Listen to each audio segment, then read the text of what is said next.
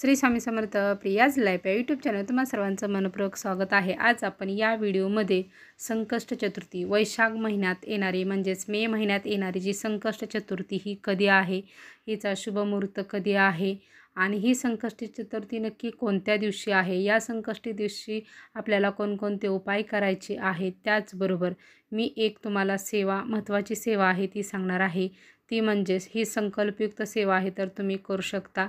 ही सेवा आपल्याला कशासाठी करायची आहे या संदर्भात ही माहिती आहे ती देणार आहे। ती सेवा म्हणजे संकटहरण गणपती स्तोत्र आहे। ह्याची जी सेवा आहे ही आपण करायची आहे, ती कशा पद्धतीने करायची आहे ही सर्व माहिती आहे ती आज आपण ह्या व्हिडिओमध्ये पाहणार आहोत। त्यासाठी हा व्हिडिओ स्किप न करता संपूर्णपणे पहा, जेणेकरून तुम्हाला सर्व काही सविस्तर माहिती मिळेल आणि सर्व माहिती तुम्हाला मिळेल। या चॅनेलवरती जर नवीन असाल तर लाईक करा, सबस्क्राईब करा, असेच नवनवीन व्हिडिओ तुम्हाला पाहण्यासाठी मिळतील। तर चला आता आपण या व्हिडिओला सुरुवात करूया। आपण संकष्ट चतुर्थी आहे ती कधी आहे, तर संकष्ट चतुर्थी ही 26 मे 2024 रविवारी ही संकष्ट चतुर्थी आलेली आहे। पण ही संकष्ट चतुर्थी संध्याकाळी 6:06 सुरू होणार आहे।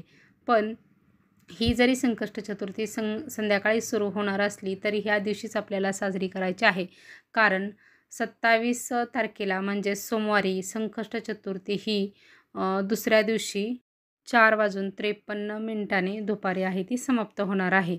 म्हणजे आपण ही 26 तारखेला साजरी करायची आहे, कारण संकष्टी चतुर्थीचं व्रत आहे हे चंद्राची पूजा केल्याशिवाय ते पूर्ण होत नाही आणि चंद्राची पूजा आहे ही आपली 26 तारखेला संध्याकाळी चंद्राची पूजा केली जात आहे, कारण 27 तारखेला ती दुपारी संपत आहे। म्हणून 26 तारखेलाच आपल्याला संकष्ट चतुर्थी आहे हे व्रत आहे ते आपल्याला करायचे आहे।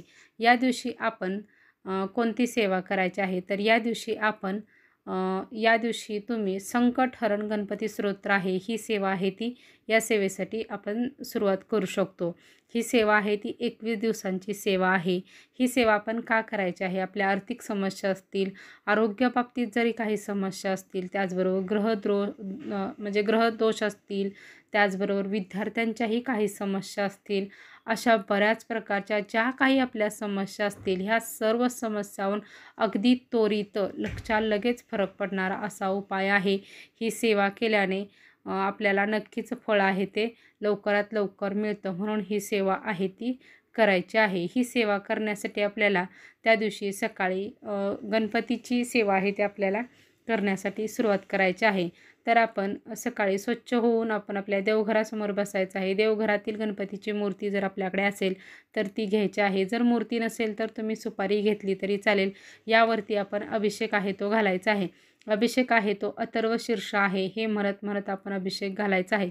जर आपल्याला अथर्व शीर्ष जर येत नसेल तर 108 वेळा आपण ओम गण गणपतये नमः या मंत्राचा जप करत करत आपण अभिषेक आहे तो घालायचा आहे। यानंतर ती जी मूर्ती किंवा सुपारी आहे ती स्वच्छ आहे अशी पुसून घेऊन तिची देवघरामध्ये स्थापना आहे ती करून घ्यायची आहे। गणेशाला आपण मनोभावे प्रार्थना करायची आहे आणि आता संकल्प सोडायचा आहे। संकल्प सोडताना आपण प्रथम आपलं नाव आहे ते बोलायचं आहे, आपलं जे गोत्र आहे ते कोणतं आहे ते बोलायचं आहे।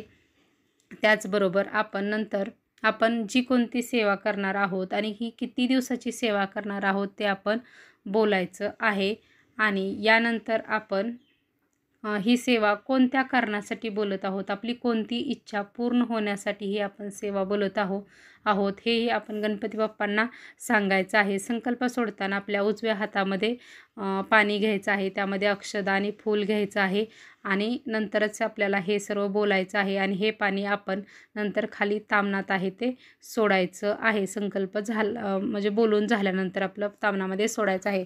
अशा प्रकारे आपण जो संकल्प आहे तो सोडायचा आहे आणि यानंतर आपण नंतर सेवेला सुरुवात करायची आहे। सेवा काय करायचं आहे, जे आपलं संकटहरण गणपती स्तोत्र आहे याचं पठण आहे ते आपल्याला करायचं आहे।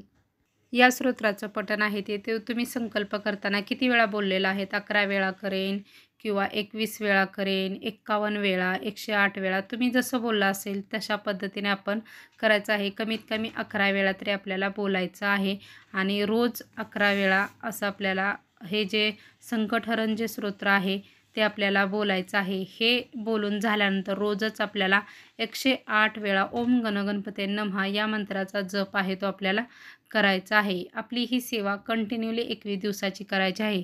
ही जर सेवा महिला जर करत असतील तर मध्ये जर त्यांना मासिक धर्माचा जर प्रॉब्लेम जर आला तर आपण ही 5 दिवसाची सेवा आहे ती स्टॉप करायची आहे आणि नंतर एक 4-5 दिवसानंतर आपण कंटिन्यूली ही सेवा आहे ती पुढे अशीच चालू करायची आहे, चालू ठेवू शकतो. आपली जर मुलं जर लहान असतील आणि त्यांच्या प्रगतीसाठी, त्यांच्या उन्नतीसाठी आपण जर ही सेवा करायची म्हटलं तर ही सेवा त्यांचे आई-वडील या दोघांपैकी कोणीही करू शकतं. मुलांनी न करता त्यांच्या आई-वडिलांनी केली तरीही चालू शकते किंवा स्वतः जर विद्यार्थी असतील, मुलं असतील जर मोठी तर त्यांनी स्वतः ही सेवा केली तरीही चालू शकते. आपण 21व्या दिवशी नंतर शेवटच्या दिवशी आपण उद्यापन आहे ते करायचं आहे. उद्यापन केल्यानंतर गणपती बाप्पांना 21 मोदकांचा नैवेद्य आहे तो आपल्याला त्या दिवशी दाखवायचा आहे. त्यांना दुर्वा अर्पण करायचं आहे. त्याचबरोबर त्यांचं आवडतं जे फूल आहे जास्वंदीचं फूल हे आपल्याला घालायचं आहे. जर तुम्हाला 11 जास्वंदीची फुलं मिळाली तर त्याची माळ आहे तीही घालून आपण त्यांना अर्पण करायची आहे.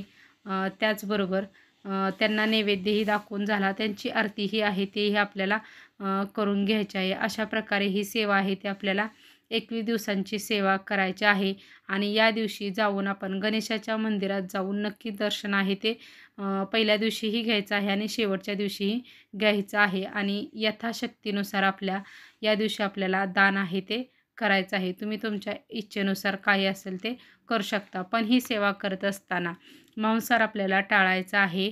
त्याचबरोबर ब्रह्मचारी आहे तेही आपल्याला या 21 दिवसामध्ये आपल्याला पाळायचं आहे. ही सेवा केल्याने आपल्याला गणपती त्याचबरोबर लक्ष्मी माता आणि सरस्वती माता यांचीही कृपा आहे ती आपल्यावरती होते आणि आपली जी काही विघ्न असतील, जी काही संकट आहेत ही या विघ्नहर्ताच्या कृपेने नक्कीच दूर होतात.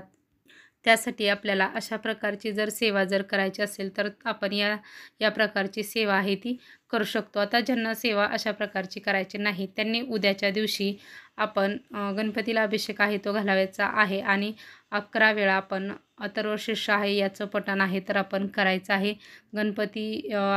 आपण गणपतीचं जे मंत्र आहे ओम गणगणपते नमः याचं 11 वेळा पठण करायचं आहे. संध्याकाळी चंद्राचं दर्शन घेऊन आपण जे हे व्रत आहे ते आपण सोडायचं आहे. चंद्राला अर्घीही आपण द्यायचं आहे. पाण्यामध्ये कच्चं दूध घालायचं आहे आणि चंद्राला अर्घी द्यायचं आहे. असं केल्याने आपल्या राशीमध्ये जे काही चंद्रदोष असतात ते सर्व काही निघून जातात. सर्व संकट आहेत ही दूर होतात.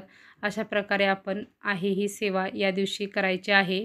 आपले जर आर्थिक प्रॉब्लेम आणि आर्थिक जर अडचणी असतील तर या दिवशी संकष्टीच्या दिवशी आपल्याला गणपतीच्या मंदिरात जाऊन एक मूठभर असे हिरवे मूग आहेत ते अर्पण करायचे आहेत.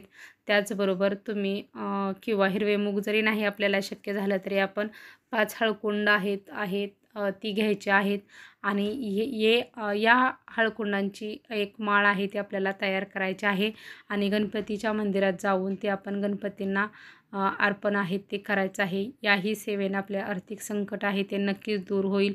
या खूप प्रभावीशाली सेवा आहेत. या तुम्ही सर्व सेवा करून पहा. तुम्हाला नक्कीच फरक आहे तो जाणवेल. श्री स्वामी समर्थ.